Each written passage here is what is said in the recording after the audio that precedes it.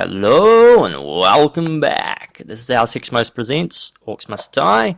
This is the third level of the DLC content, the pit, on the Lost Adventures. I know it's been a while since I've done the other videos. I had actually recorded these, but I lost the audio, so now I'm just kind of got over that and and I'm redoing them.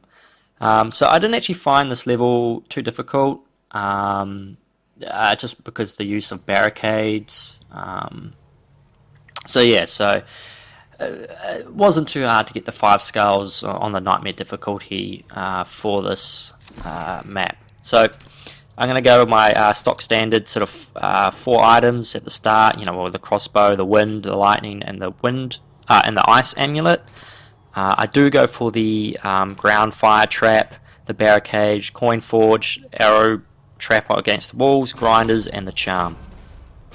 So basically this level's got 3 doors. They all come from basically the same entrance, and as you can see there, I'm straight away blocking one off with barricades, and so now all the mobs can only come through the left hand side.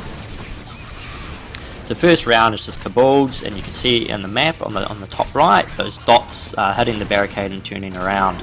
And that's basically just what's going to make this level so easy to complete. So I do have the flame traps on the ground, and they are upgraded. I think they're probably the best item of the DLC content. The alchemist satchels are kind of fun as well, but the flame traps on the ground are probably one of the best, as they're the only sort of AoE ground trap that you've got. So basically we're setting up more flame traps on the ground. Basically where I am now, that's going to be my sort of kill zone. So next wave, they're going to be coming out of those doors up the front. I just jump up there, do the AoE lightning, get mass kills. And if you keep an eye on the mini-map, you see all the dots heading to the right hand side, and they all should be bouncing back on each other fairly soon. There you go. So that's because they have those barricades. Now there are sappers on the map, so you just have to kind of be wary when the sapper rounds are, and maybe double layer your barricade just in case they break through. And you know, it doesn't hurt to throw some traps on that right hand side as well. So here I'm just waiting for the mobs to get on this coin forge so I can maximize the money, because I haven't really been doing that too much on this run. There is also a portal that basically goes between the rift and the 3 gates. I mean, it's not that much of a shortcut, so I mean, I wasn't really too fussed about the portal. I didn't really use it.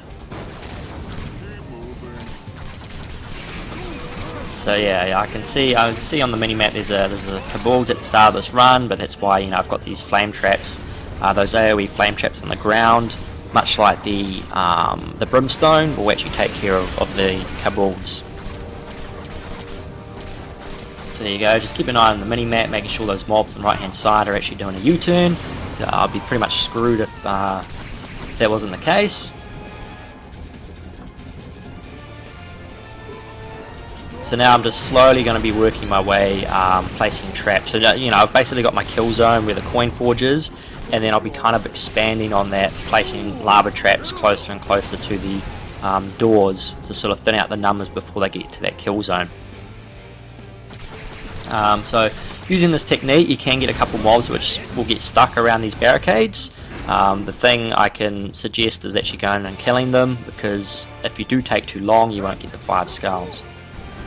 Also, that's kind of I've put some traps up there to kind of create sort of a second automated sort of kind of kill zone, because I know I'm going to be situated here and I want to just be able to kill those units a lot quicker. And because they do a U-turn, you typically can kill each trap kind of gets set off twice, so it's sort of 2 for the price of 1 on that side.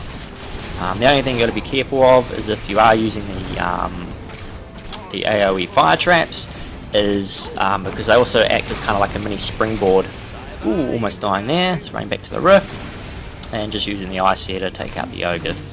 I probably could have charmed him if I had the money. I kind of overspent on that last round, but you know, it was just an ogre, it wasn't an armored ogre or anything, so I mean it wasn't too big of a deal. And once again I just spent money when I could have probably charmed him instead, but it doesn't really matter.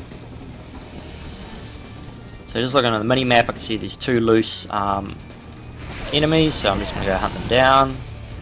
And once again, just placing the traps at the gates, and yeah, and just heading back to my kill zone point, and just making each channel have a couple of traps just to sort of thin out the numbers and just to kill them a bit quicker. But yeah, I mean, as long as you sort of kind of stay here at this kill zone, because all the mobs have to be funneled through this way, then that's going to be good. And I thought maybe one had gone through, but no. And that's the other thing, is by setting up my kill zone where it is, I can just turn to those barricades and ensure that everything's sort of, you know, the shit hasn't hit the fan, so to speak. And if it has and does, and for some reason they do break through, then I can use the wind amulet to push them back and buy a bit of time. But other than that, I don't think I really use it on this level.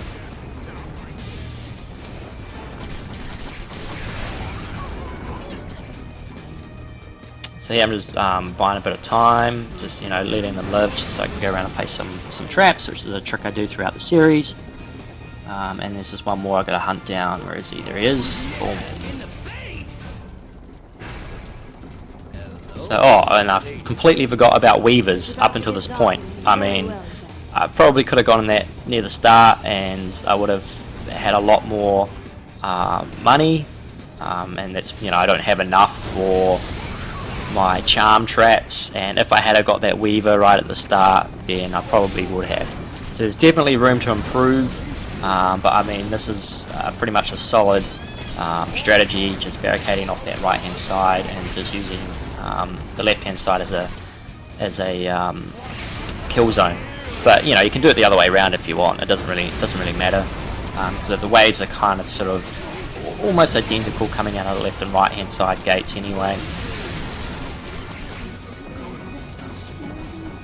Finally got enough money for a charm. There we go. And took out that fire ogre there, so he's now on my side. You see there's a red dot on the other side, so go hunt him down. Oh, he's just chilling out. Okay. So up to wave 7 out of 9, and just you kind of do want to space fire traps if you're placing them, and there we go, I'm doing all arrow traps along there, because I know all the mobs have to sort of come through this area as well. So, and by placing them on that wall, it's going to take care of like incoming kaboosh from the right hand side. So that's kind of a good placement.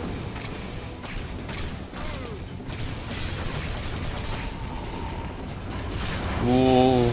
Yeah, just got to be careful around, especially if you're sprinting around corners, because if you run straight into the sapper mobs, then, you know, it can be game over.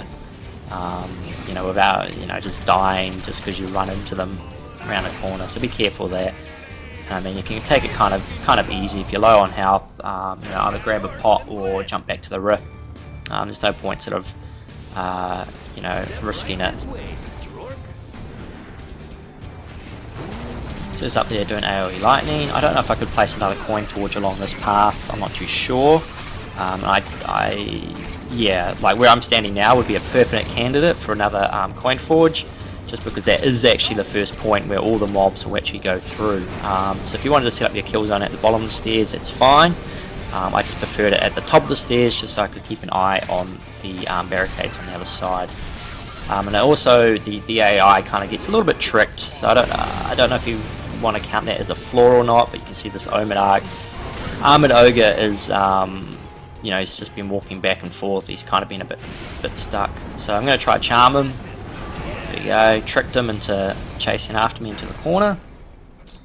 And this is already the final wave. So I mean, I haven't really been threatened at any point. Maybe kind of almost died, not really, once.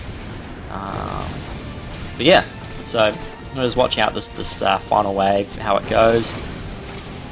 My barricades never got broken, which is good. You just have to be careful if you are placing those fire traps. ground traps over there, that it doesn't fling them over the barricades, and just make sure that none of the sappers actually kind of kill the barricades. I think if you're on this kill zone and you're a little bit ahead of the barricades, so they will come chasing after you, as opposed to going after the barricades anyway. So just relying on the ice amulet to take out the ogres rather than charming on this. And then there we go, I finally got my fire ogres in on the action.